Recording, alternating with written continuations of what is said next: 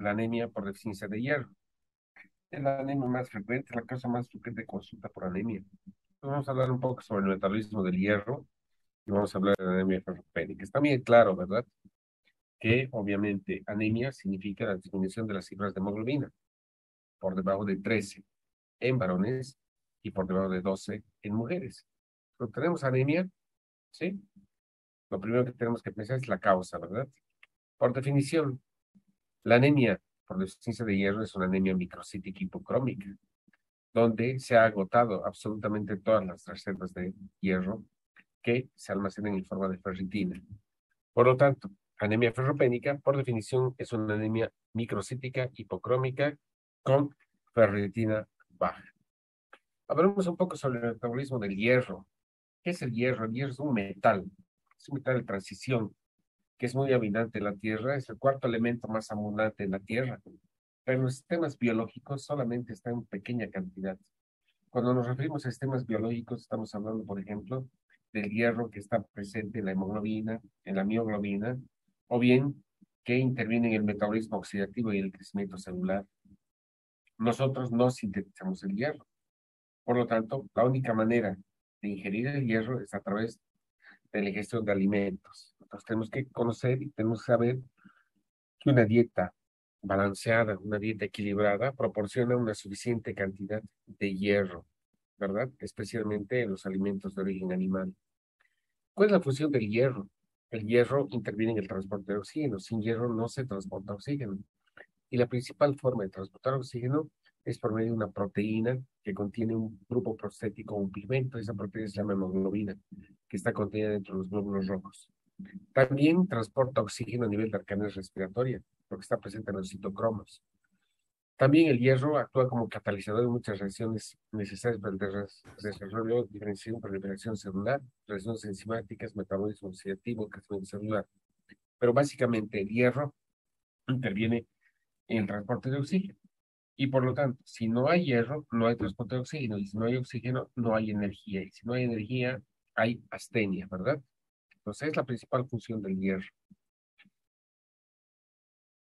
¿Cómo se produce la regulación y el equilibrio del hierro, la homeostasis del hierro, para que no exista un déficit? Es decir, que no exista un balance negativo de hierro o un balance positivo de hierro. Tiene que haber un equilibrio entre la absorción, el transporte, la utilización y la reserva de hierro. Entonces, en sí existen cuatro procesos: la absorción, el transporte, la utilización y las reservas de hierro. Muy bien. Entonces, este balance se lleva a cabo mediante un equilibrio entre estos elementos o estos sistemas. Primero, el hierro de la dieta proporciona entre 1 o 2 miligramos de hierro cada día, ¿sí? Y al día, ¿sí? Aproximadamente también 1 o 2 miligramos por día. La pérdida de hierro en forma fisiológica se produce por descamación de las células de las células del epitelio intestinal. Para que ustedes vean más adelante, el hierro no se absorbe directamente del lumen intestinal hacia la circulación, sino que primeramente se va a absorber al enterocito, que es la célula epitelial, ¿sí? Del duodeno, y se va a almacenar dependiendo si necesita o no se necesita hierro en la circulación y en los sistemas fisiológicos, ¿sí? Dependiendo si se necesita o no se necesita, se absorbe el hierro. Muchas veces no se absorbe el hierro y el hierro queda almacenado dentro del enterocito en forma de ferritina.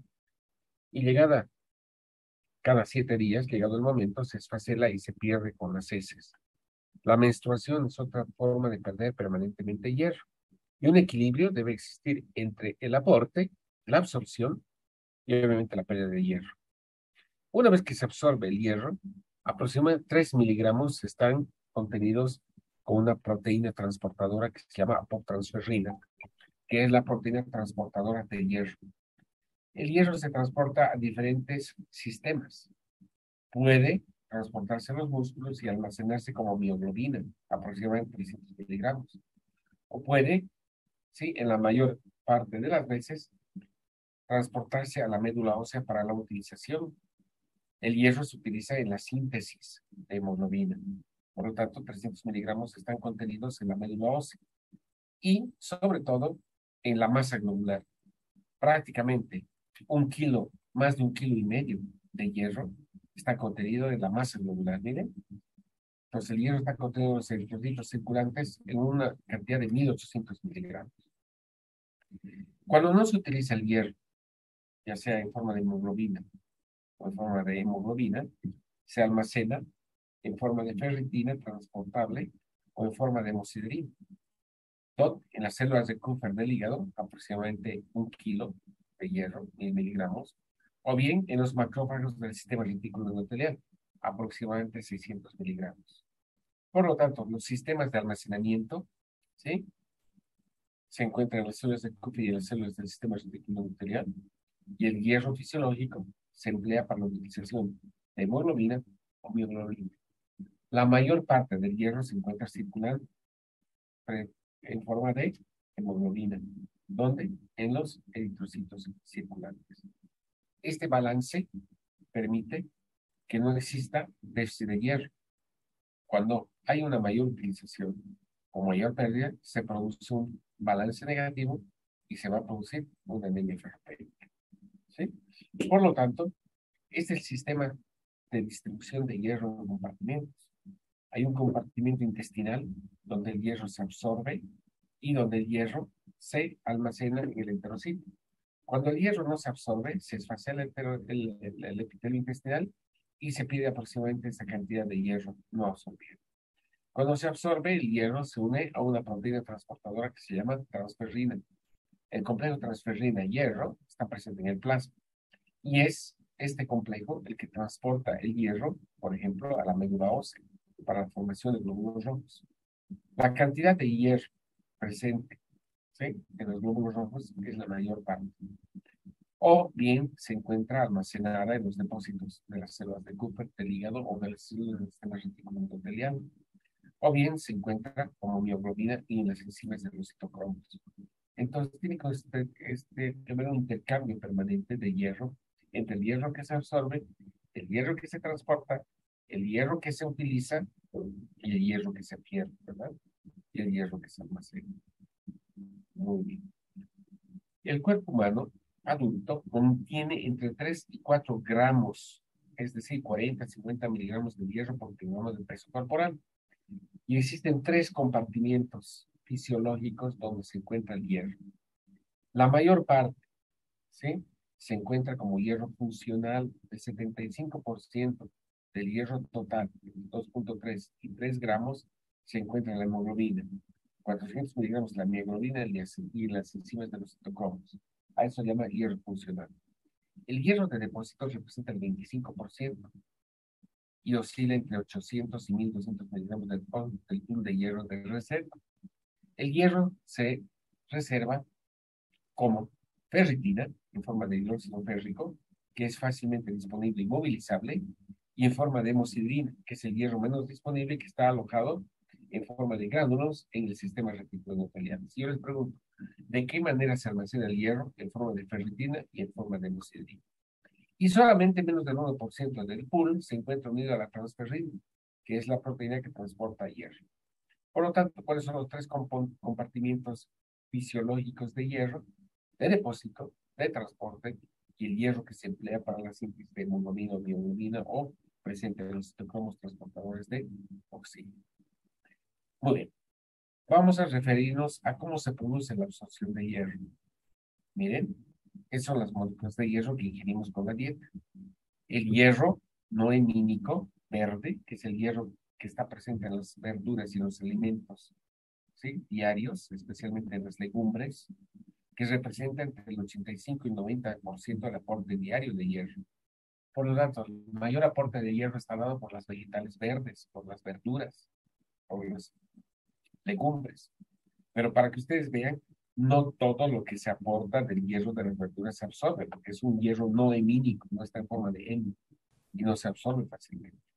En cambio, el 10 a 15% del aporte diario está dado por las carnes rojas y las vísceras. Sí, solamente el 10 al 15%. Por tanto, al no comer carne, tampoco te limita el aporte de hierro. ¿Por qué? Porque el aporte de hierro en su forma mayoritaria está dado por los vegetales, las legumbres. Entonces hay dos formas de hierro de aporte nutricional, no hemínico y hemínico. Muy bien.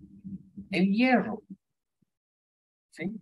No hemínico, es decir, el hierro de los vegetales, se aporta en forma de ion férrico, que es el hierro, ¿sí? No reducido, es hierro oxidado. Y necesita de dos elementos para poder absorberse. Miren, es el enterocito. El hierro se absorbe en el duodeno, ¿sí? En la primera porción del duodeno. Entonces, es el enterocito en la primera porción del duodeno. Cuando el hierro llega a la luz intestinal, la mayor parte llega en forma de ion férrico. Y por lo tanto, para poderse absorber, tiene que haber una reducción del hierro de 3 valencias a 2 valencias, es decir, hierro reducido en hierro de forma ferrosa. Para eso existen dos agentes reductores. El principal agente reductor es el ácido clorhídrico que se produce en las células parietales del estómago, que es un potente reductor que hace que el hierro oxidado se reduzca a ion ferroso. Pero en el ribotencepilio de la luz intestinal existe una enzima que se llama ferrirreductasa.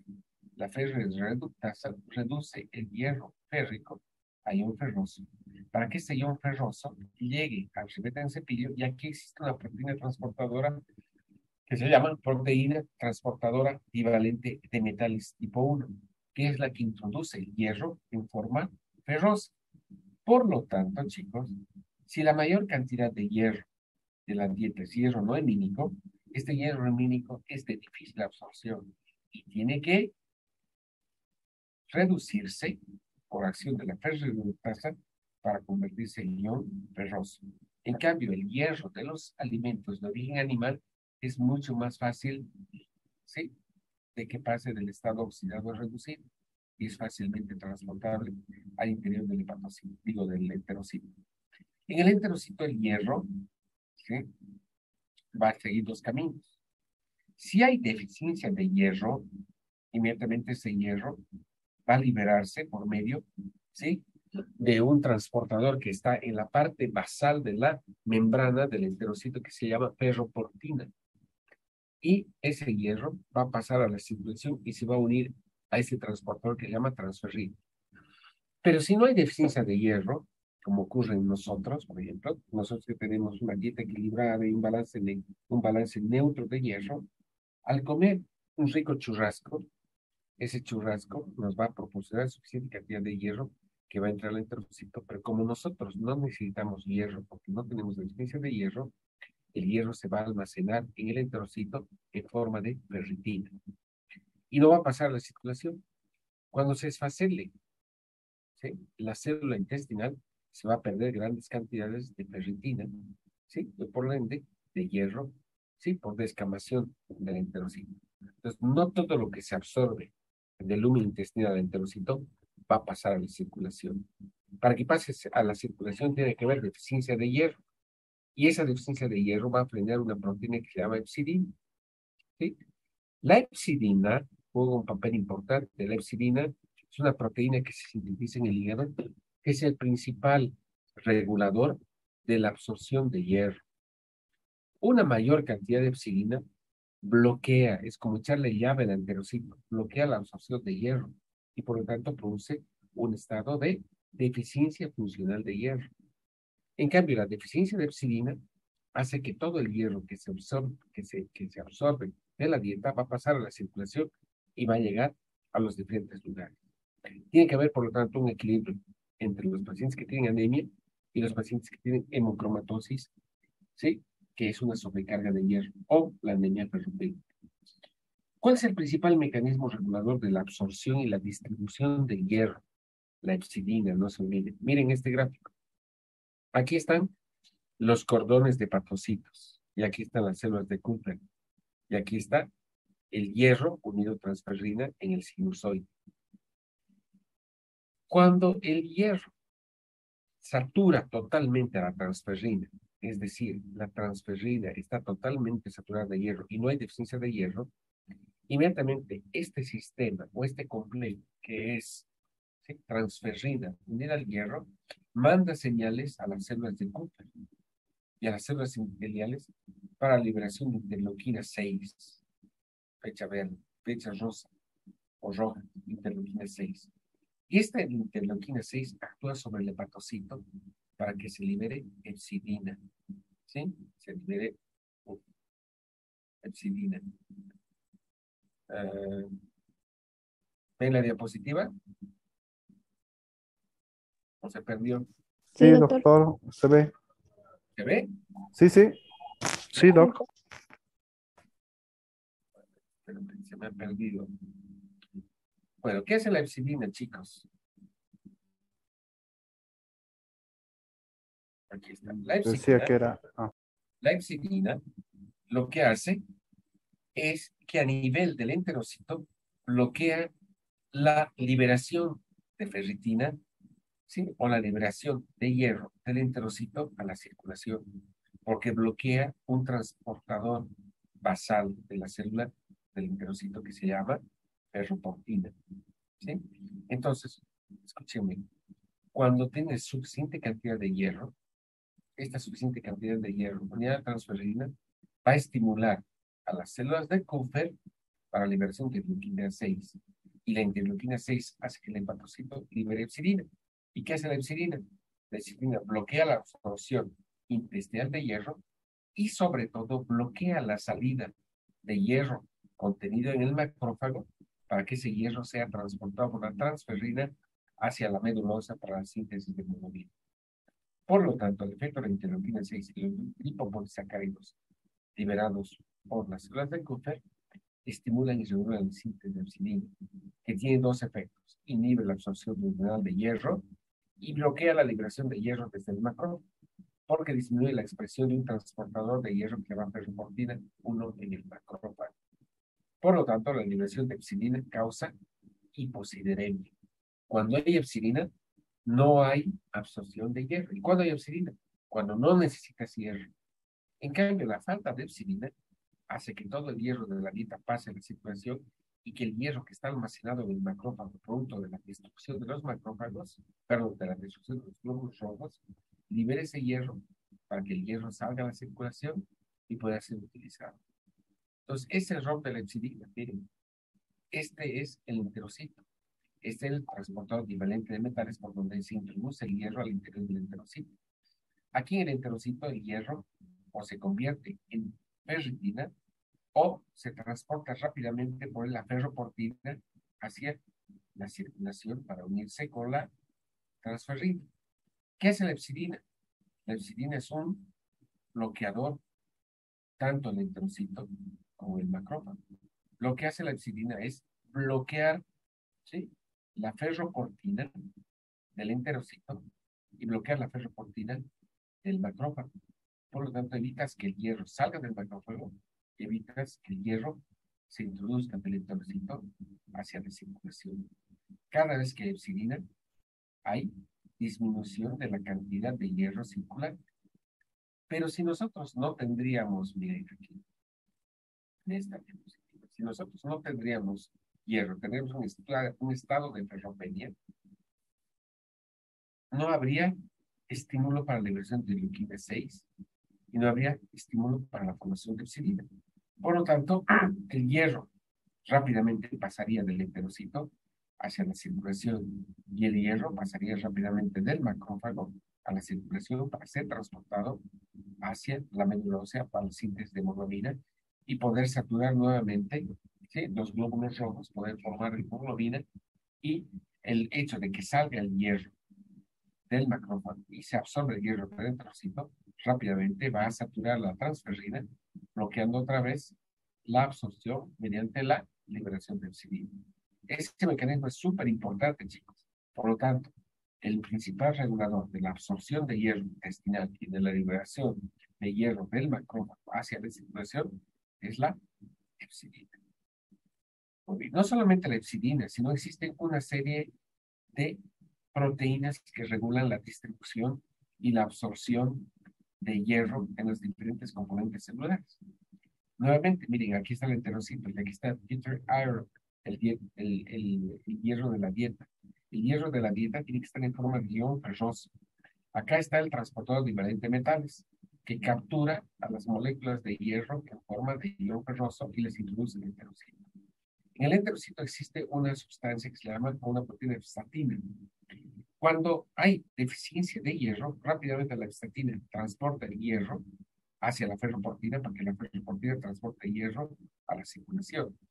Pero si no hay deficiencia de hierro, viene la epsidina que está aquí en forma de bolitas verdes, y va y bloquea la ferroportina y evita la absorción de hierro, y todo el hierro se almacena en forma de ferritina. Este hierro que ha pasado a la circulación no puede estar en forma de hierro libre, tiene que unirse a estas pelotitas de color celeste, que son sí, la transferrina. La transferrina es la proteína transportadora de hierro, y es la transferrina la que transporta el hierro a la médula ósea, al hepatocito, o es capturada por los macrófagos. ¿Qué ocurre en el hepatocito? Miren, la transferrina que transporta hierro es capturada por el receptor de transferrina que está en la membrana del hepatocito. Este receptor de transferrina introduce al interior del hepatocito a las moléculas de hierro. ¿Para qué? Para que estas moléculas de hierro se almacenen dentro del hepatocito en forma de ferritina. Cuando necesitamos ¿sí? hierro, entonces la ferritina va a salir nuevamente por la ferroportina hacia la circulación. Pero si no necesitamos hierro, aquí va a venir ¿sí? la epsilina y va a bloquear la salida de hierro del hepatocito hacia la circulación. El macrófago se come al glóbulo rojo viejito, y el glóbulo rojo viejito libera en su interior a la hemoglobina. La hemoglobina se degrada en forma de M, que tiene protocolina 9 hierro. Ese hierro que está en el macrófago se va a almacenar como ferritina, o bien va a pasar y va a salir de la ferroportina a la circulación para poder transportarse. ¿Hacia dónde? Hacia la médula ósea. Entonces, juega un papel importante estas proteínas, ¿no? Los receptores de transferrina, la hepsadina, la epsidina, que es el bloqueador porque le echa llave al transportador equivalente de metales en la célula. ¿Cómo se produce el transporte de hierro a nivel de los macrófagos, a nivel del hepatocito, pero sobre todo a nivel de la célula precursora hematopoyética, es el precursor eritroide? Es la unidad formadora de colones eritroides, la célula que va a originar glóbulos rojos y que va a sintetizar hemoglobina. Miren, aquí está la transferrina con el hierro en forma de ion ferroso. Cuando la circulación trae este complejo, que es transferrina con hierro en forma de ion ferroso, es sensado y capturado rápidamente por una proteína que está en la membrana que se llama ¿sí? receptor de transferrina. Y ese es el receptor de transferrina el que a capturar la ferrina, o sea, el hierro unido a transferrina, inicia el transporte de el hierro al interior de la célula. ¿De qué manera? Resulta que se produce una serie de mecanismos, ¿sí? Donde existe, ¿sí? Una proteínas que llaman claritrinas. Esas claritrinas, al censar o al descubrir que el receptor de transferencia está capturando hierro, va a producir una invaginación de la membrana, confusión de la membrana, y va a introducir al interior de la célula eritroide un endosoma. El endosoma está constituido por membrana y por un transportador bivalente de metales, ¿sí? Por donde sale o entra las moléculas de hierro. Inmediatamente cuando este endosoma es transportado al interior del citoplasma del precursor eritroide, se produce una serie de cambios en el pH en el interior del endosoma, porque se produce ¿sí? activación de la bomba de hidrógeno, y los iones de hidrógeno ingresan al interior del endosoma, produciendo la liberación de las moléculas de hierro. Estas moléculas de hierro van a salir del endosoma y van a salir hacia el citoplasma y van a ser transportados hacia la mitocondria para la síntesis de hemoglobina. Acuérdense, la mitocondria de las células precursores eritroides, entonces produce la síntesis de hemoglobina, la síntesis de hemo. Pero como no necesitamos síntesis de hemo, entonces la mayor parte, ¿sí?, del hierro se va a almacenar en forma de ferritina y luego de hemosiderina. Una vez que se libera el hierro, el receptor de transferrina libre de hierro nuevamente se dirige hacia la membrana, se fusiona con la membrana y libera las moléculas de transferrina, es decir, apotransferrina libres de hierro a la circulación para que nuevamente lleguen estas moléculas cargadas de hierro y puedan introducirse al interior del citoplasma de la célula precursora eritroide para la síntesis de hemoglobina. ¿Está entendido?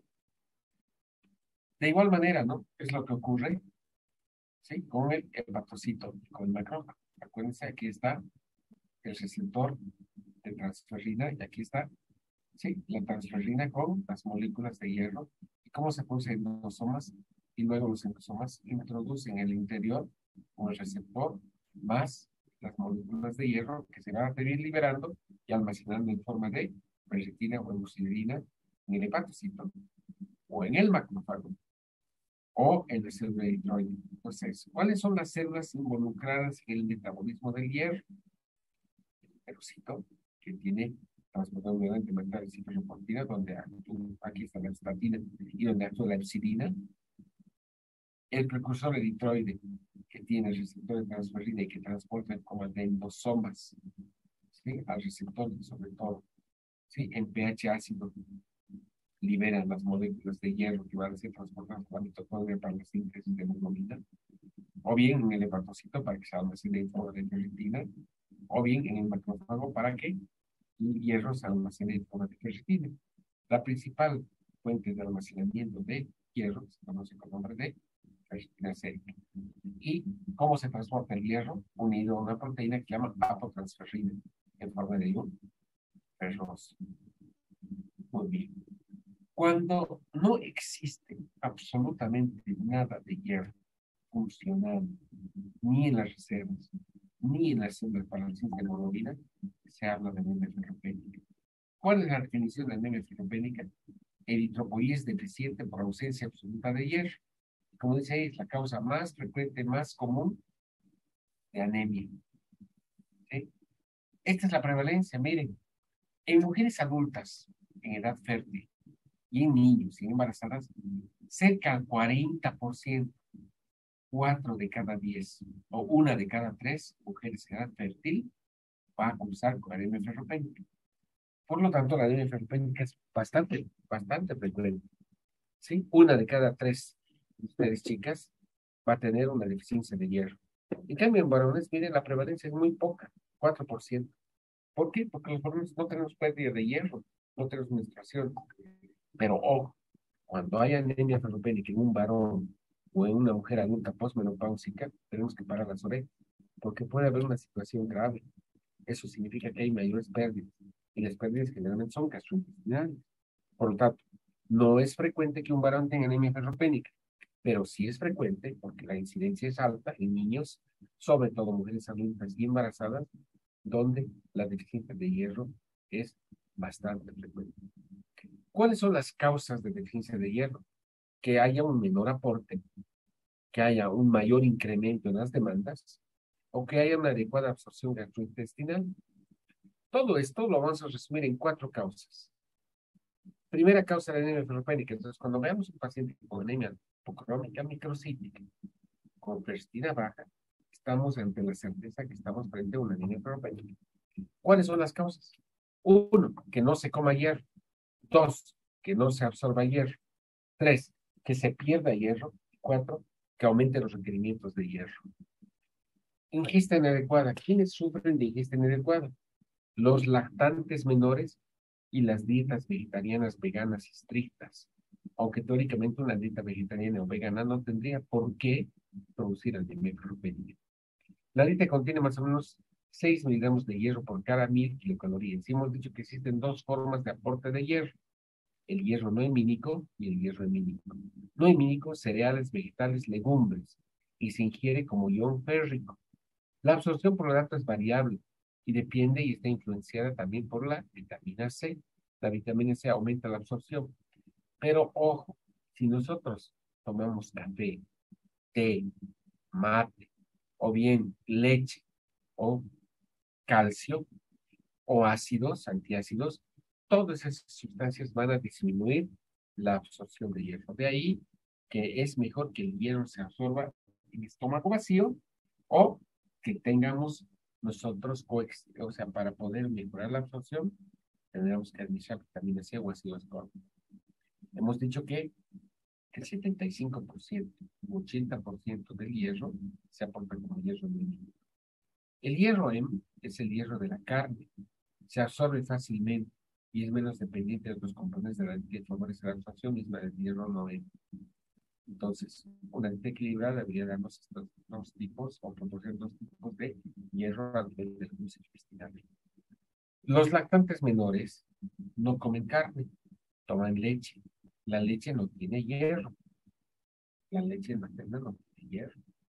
Por lo tanto, si el niño se alimenta exclusivamente de leche, y no le damos un suplemento de hierro, vamos a tener anemia ferropénica en niños, ¿verdad?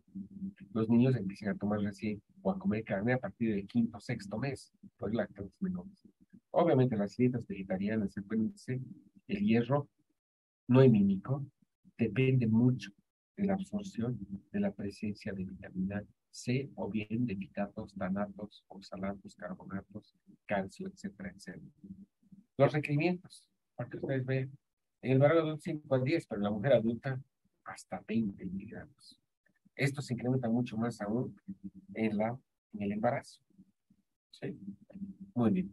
La segunda causa de deficiencia de hierro es los defectos en la absorción. ¿Dónde se absorbe? Hemos dicho en el duodeno, la primera porción del duodeno. ¿Por qué la gastrectomía produce mala absorción de hierro? Porque al no haber ácido clorhídrico se está perdiendo un potente reductor de la dieta, porque no tienes ácido clorhídrico. Una gastritis atrófica o una gastrectomía total va a producir esa situación. O enfermedades que afecten la absorción a nivel duodenal, especialmente la enfermedad celíaca, la presencia de un bypass, ¿sí? Cirugía bariátrica, o una enfermedad intestinal inflamatoria, una condición ulcerativa crónica específica que se active y active la inflamación a nivel de las células intestinales, que son las que absorben hierro. Entonces, ¿qué tan frecuente es que tengamos defectos de absorción? ¿Qué tan frecuente es que no tengan estómagos? Poco frecuente, ¿verdad? Que tengan mala absorción intestinal, enfermedad celíaca, bypass, o enfermedades inflamatorias intestinales. No es tan frecuente.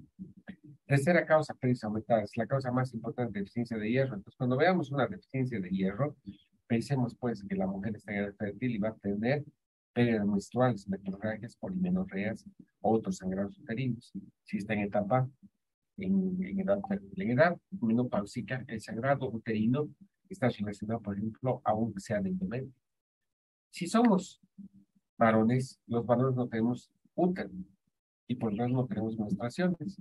Por lo tanto, la primera causa de anemia ferropénica es el sangrado gastrointestinal, ya sea en un varón adulto o en una mujer posmenopáusica. Y si tenemos sangrado gastrointestinal, la prueba de guayaco va a ser positiva. Y vamos a pensar en hemorragia digestiva alta o hemorragia digestiva baja, carcinología, erosivo, perdón, terapéutica para el cáncer gástrico, cáncer de colon también, ¿sí? Como hemorragia digestiva baja. Descartando esto, sangrado urinario, ¿no? Pacientes que tienen hematuria, o la donación reiterada de sangre, diálisis hemorrágica, los hemofílicos, los pacientes que tienen problemas de hemofílico, la hemodiálisis y la telangiectasia hemorrágica hereditaria son otras causas que pueden pérdidas aumentadas. Finalmente, la cuarta causa de deficiencia de hierro es el requerimiento aumentado. Necesitamos mayor cantidad de hierro para formar hemoglobina, el embarazo, la lactancia, o bien cuando tenemos que tratar con eritropoyetina a un paciente, tenemos que tener la seguridad de que las reservas de hierro están completamente llenas. Para que se establezca deficiencia de hierro, chicos, debe haber un, un estado, sí, de larga evolución. Por lo tanto, tiene que haber estadios de deficiencia. Y ojo, anemia ferropénica es la anemia que se acompaña de deficiencia de hierro, pero no toda ferropenia origina anemia. ¿Qué significa eso? Que primeramente puedes tener un, un agotamiento de las reservas. Sin embargo, el hierro funcional sigue todavía presente y todavía no hay anemia, pero a eso se llama fase prelatente o fase latente de deficiencia de hierro. ¿Qué es lo que ocurre al principio? Al principio, cuando tiene metrorragia, cuando tiene una hemorragia gastrointestinal, una hemorragia por hemorroides, por ejemplo, la pérdida de hierro supera la ingesta, ¿verdad? Se está perdiendo mayor cantidad de hierro que lo que se ingiere. Por lo tanto, el hierro disminuye, ¿sí? Inicialmente en los depósitos empieza a bajar la ferritina, pero el hierro sérico y el hierro, ¿sí? Funcional y los índices de mantenimiento de la hemoglobina son normales. Entonces, en el estadio prelatente, la ferritina está baja, pero todavía no hay anemia y el hierro circulante está normal. Sigue persistiendo la pérdida y pasamos al estadio de los, es el estadio latente de deficiencia de hierro.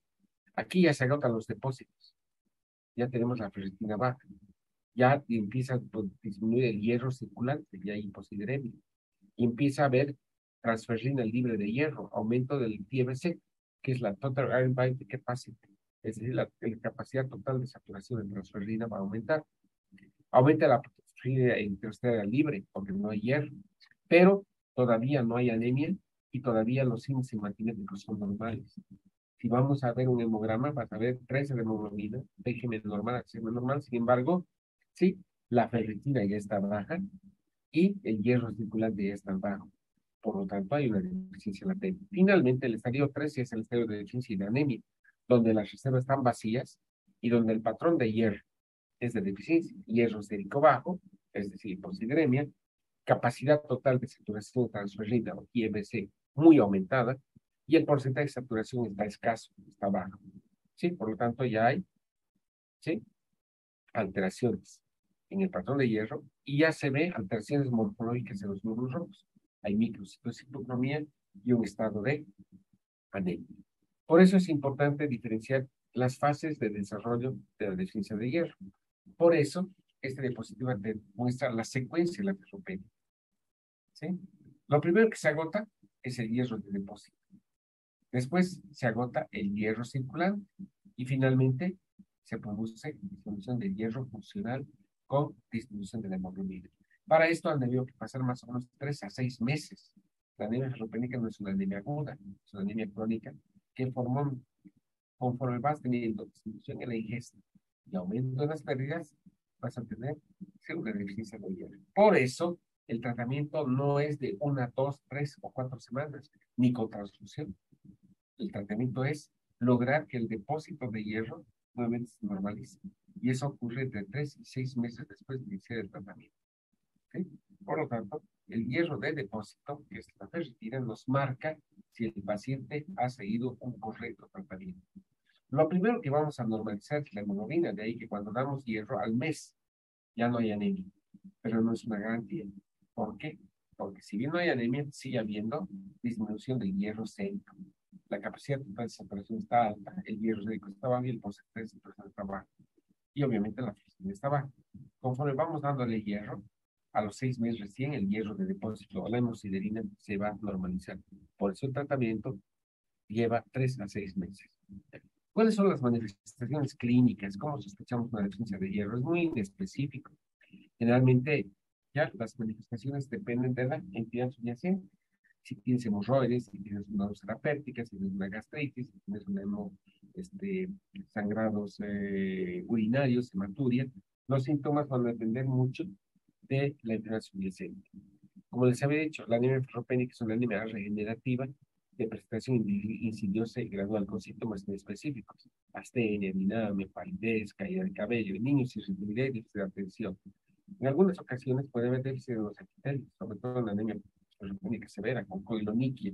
Las uñas se vuelven como si fuesen platos. Fragilidad ungueal, atrofia de papilas linguales, odinofagia, esquelitis.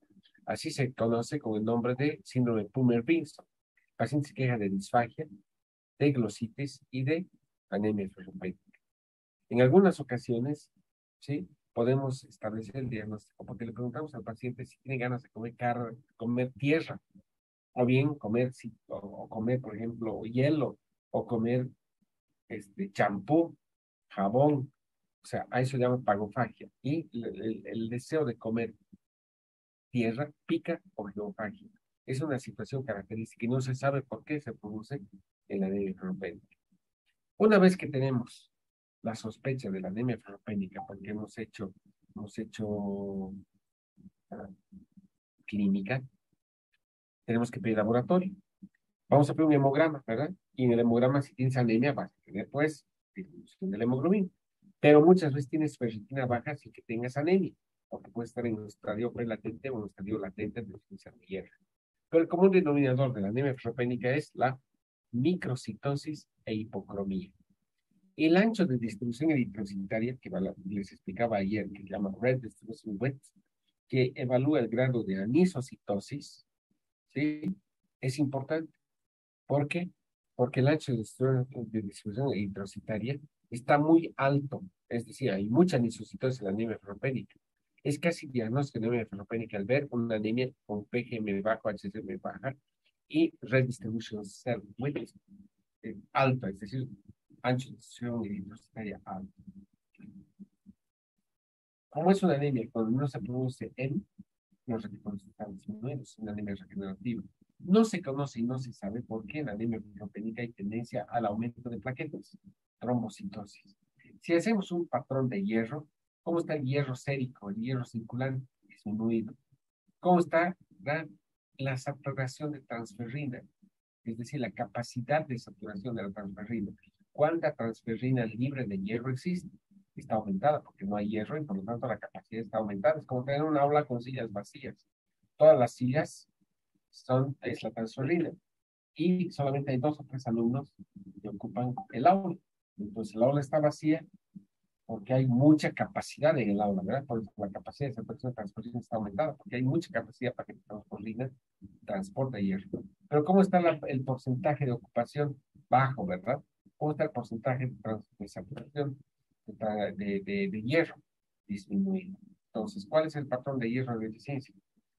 Hipocideremia, que es decir, hierro bajo, IFC, o capacidad total de saturación de transferencia aumentada, y porcentaje de saturación disminuido.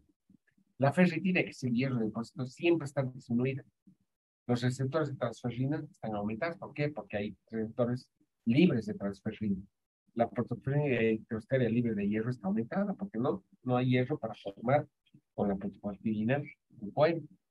Si vamos nosotros al aspirado medular, no vamos a ver una característica patognomónica en el aspirado medular. Es una médula ósea normal muchas veces, pero cuando hacemos tinción de hierro o ferricianuro de potasio, tinción de Pearls, o se llama de Pearls, el hierro en la médula ósea va a estar ausente.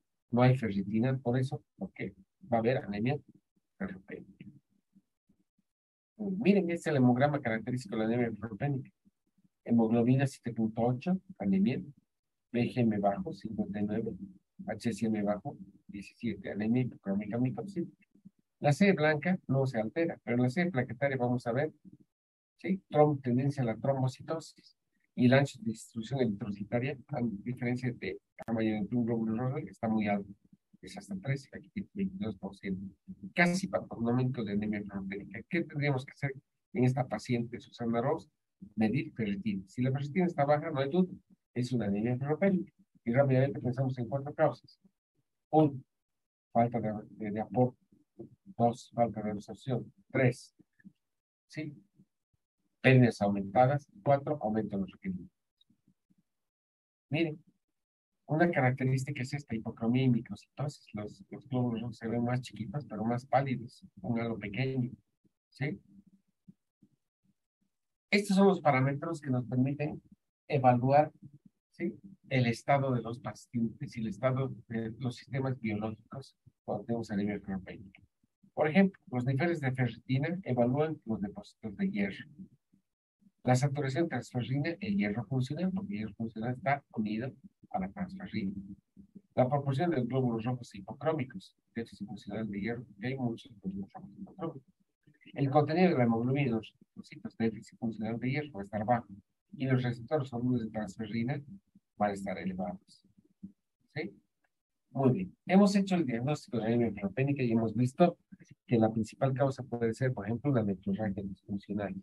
tenemos que dar tratamiento, porque si no es anemia, anemia, anemia, anemia. Si sigue con anemia, el paciente va a terminar con anemia severa y forma crónica. Tenemos que hacer tratamiento.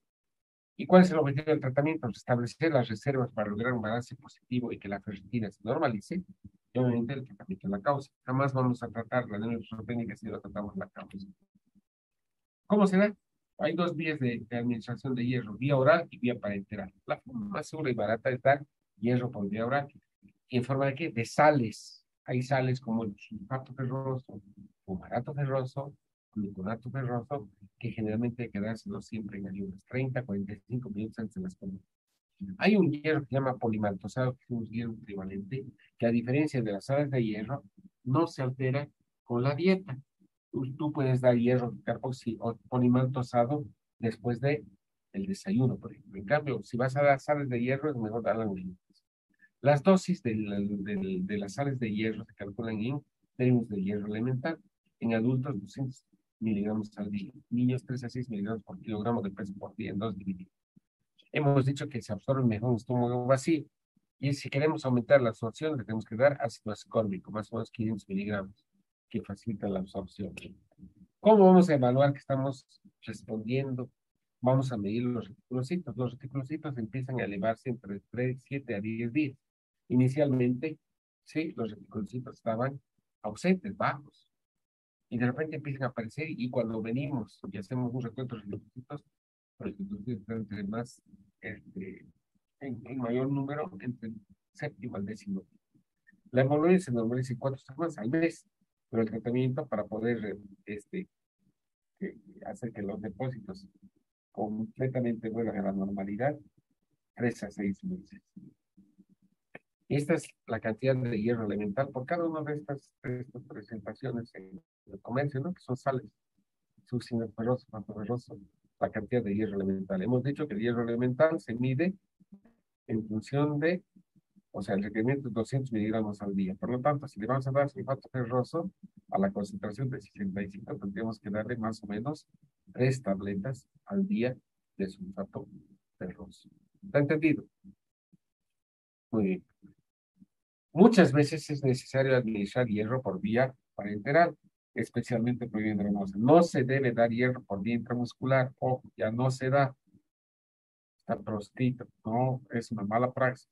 El hierro o lo das por vía oral o lo das por vía endovenosa. ¿Cuándo vas a dar por vía endovenosa? Por vía parenteral. Uno, cuando hay una pobre absorción de hierro por vía oral, por más hierro que le des, si hay epsidina por un fenómeno inflamatorio, no se va a absorber el hierro, por más hierro o carga de hierro, y por más dieta que le des rica en hierro. Por eso, la absorción o la disminución en la absorción, ¿sí?, de hierro es una indicación para dar hierro por vía endovenosa. Otros pacientes tienen intolerancia al hierro oral, ¿sí? Muchas sales de hierro, sobre todo, producen mal sabor de boca, un sabor metálico, producen ardor, pirosis, o pueden producir estreñimiento o en algunas ocasiones diarrea. Entonces hay intolerancia. Y eso obviamente hace que abandones el tratamiento. En lugar de 3 a 6 meses, rápidamente toman una semana, empiezan con molestias y dejan el hierro, la mayor parte de los pacientes. Otra indicación es cuando se necesita un efecto rápido de tratamiento. Por ejemplo, hay pacientes que tienen anemia ferropénica que van a recibir hierro endovenoso y eritropoyetina, porque necesitamos que, por ejemplo, los niveles de hierro y de hemoglobina se normalicen para una cirugía. Hay pacientes mujeres que tienen anemia ferropénica por menstruaciones abundantes, ¿sí?, que tienen que ser sometidas a algún procedimiento o anestesia general. Y si tienes deficiencia de hierro, no vas a poder, o sea, si tienes, digamos, absorción, o sea, una anemia por déficit de hierro, no vas a poder ser operado. Entonces necesitamos darle hierro por vía parenteral y darle eritropoyetina para mejorar los niveles de hierro. Cuando la transfusión sanguínea no es una opción o cuando el nivel de pérdida crónica supera la cantidad posible de administración oral, es decir, un balance negativo de hierro. O cuando tienes que dar eritropoyetina. En esos casos es mejor dar hierro por vía endovenosa. Les había dicho que el hierro no solamente sirve para la síntesis de hemoglobina y transportar oxígeno, sino que el hierro se encuentra en la cadena respiratoria, formando parte de estos citocromos transportadores. Por lo tanto, eso explica por qué la ferropenia no solamente produce síntomas inespecíficos de anemia, sino que produce sobre todo, ¿sí? Un síntoma principal que es la astenia. Los pacientes que tienen deficiencia de hierro se sienten cansados todo el tiempo. La síntesis de ATP está disminuida. Por eso, muchas veces hay pacientes que tienen, permítanme un segundito. Hola.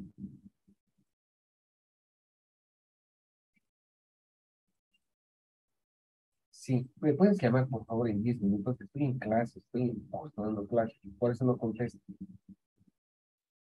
Entonces, ¿sí? Hay situaciones, por ejemplo, ¿sí? Donde no tienes hierro, la ferritina está baja y puedes estar en una fase prelatente de deficiencia de hierro. Todavía no tienes anemia, pero al no tener hierro en los depósitos o hierro funcional, se produce un estado de astenia. Miren, por ejemplo, aquí este trabajo, ¿sí?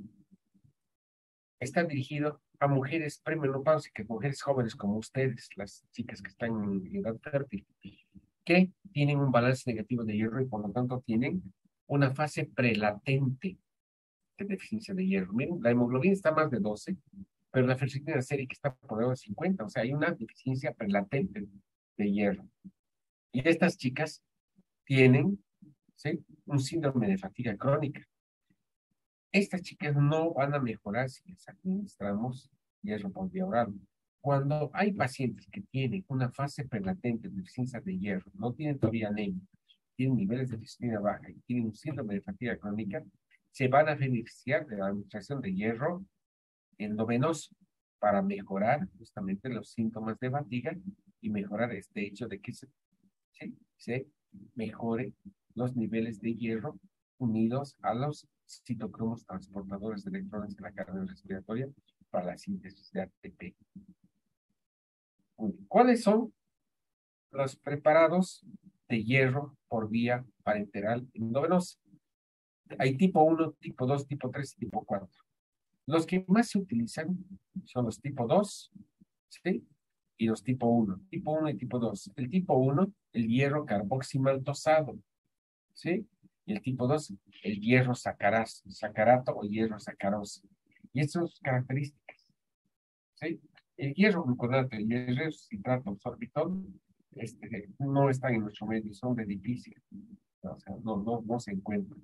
Entonces, si nosotros vamos a dar hierro por vía endovenosa, o vamos a dar como forma de hierro sacarato, puede ser en forma de hierro carboximaltosado. El mejor hierro para integrar se llama hierro carboximaltosado. ¿Por qué? Porque el hierro carboximaltosado, ¿sí? Es una molécula que rápidamente se absorbe, ¿sí? Hacia los macrófagos y hacia los precursores histopolíticos. No tiene reacciones alérgicas, a diferencia, por ejemplo, del gluconato ferroso o del hierro dextrano, donde hay riesgo de anafilaxis alta. La admisión debe ser lenta, ¿sí? Puede haber riesgo de otro tipo de situaciones, como por ejemplo el hierro gluconato, riesgo de anafilaxis y necrosis hepática. En cambio, el hierro carboximaltosado es de rápida absorción, rápida distribución y pobre o poco efecto inmunogénico para producir fenómenos alérgicos. En cambio, gluconato, sacarato y dextran generalmente son hierros de más difícil utilización. ¿Sí? La estructura química del hierro carboximaltosado tiene hidróxido de hierro y ácido clorhídrico en una concentración del 5%. Tienen baja potencial de quimicidad y es de rápida administración. Entonces, si nosotros vamos a dar hierro por vía endovenosa, vamos a elegir mejor el hierro carboximaltosado. Así se llama. ¿Cómo vamos a calcular, ¿sí? Las dosis? Las dosis para corregir rápidamente una anemia por vía endovenosa se basan en una fórmula que se llama fórmula de Gansoni. Esta es la fórmula de Gansoni. Acuérdense esto, es súper importante. El peso por una diferencia entre la hemoglobina objetivo y la hemoglobina actual por una constante que es 2,4 más depósitos de hierro. ¿De dónde viene toda esta fórmula? De un cálculo. Este 2,4 resulta, por ejemplo, de multiplicar, ¿sí? 0,0034 por 0,07 por 1000, donde el 0,34 es lo que representa el contenido de hierro de la hemoglobina. y el volumen de sangre representa el 7% del hierro corporal.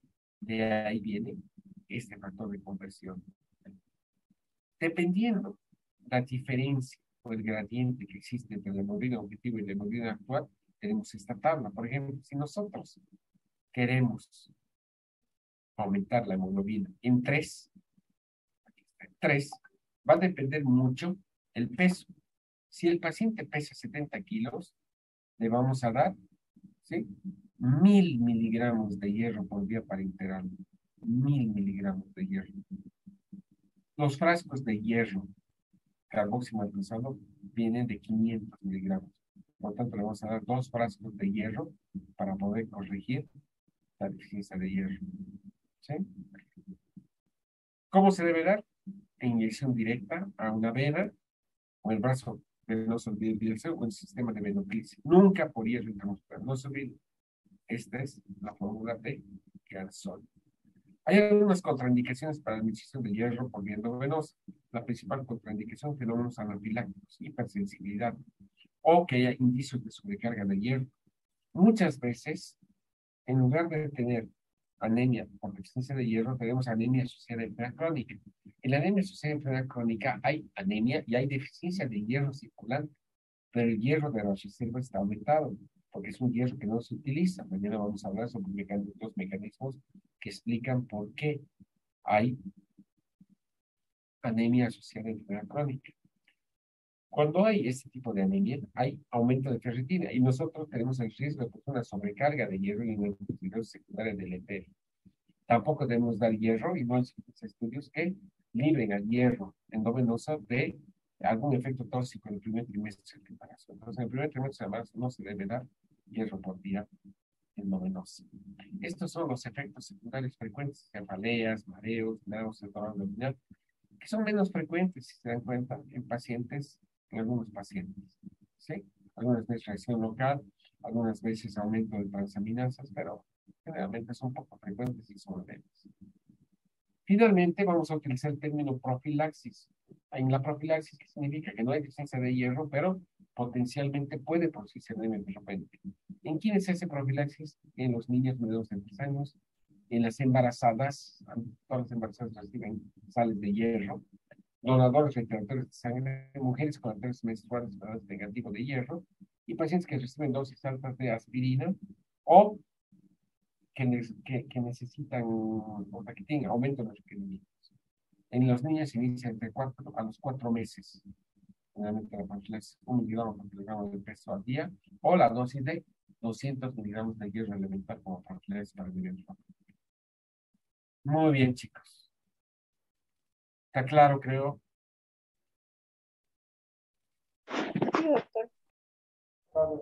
Pucha, sí, doctor, gracias. Lo he explicado bien. ¿Tienen preguntas?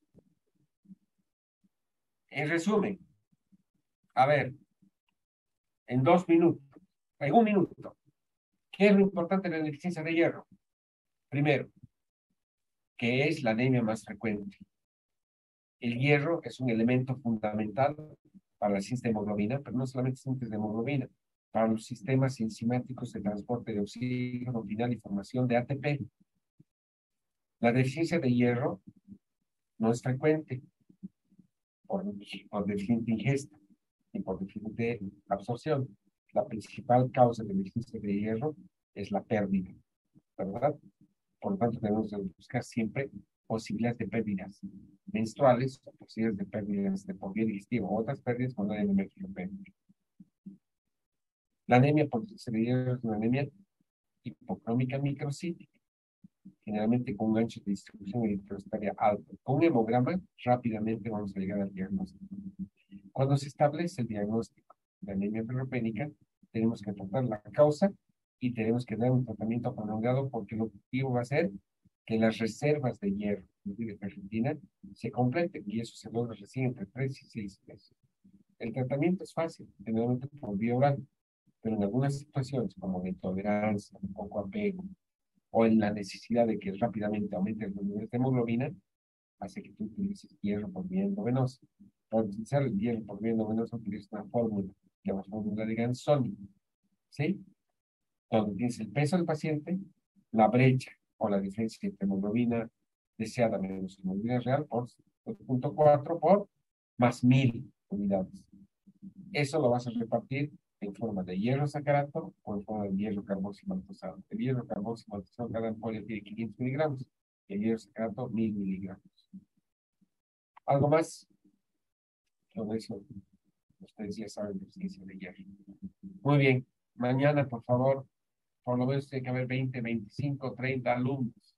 Si no, vamos a dar por avanzada la clase. Díganle eso a todos sus compañeros. Que tengan buenas noches.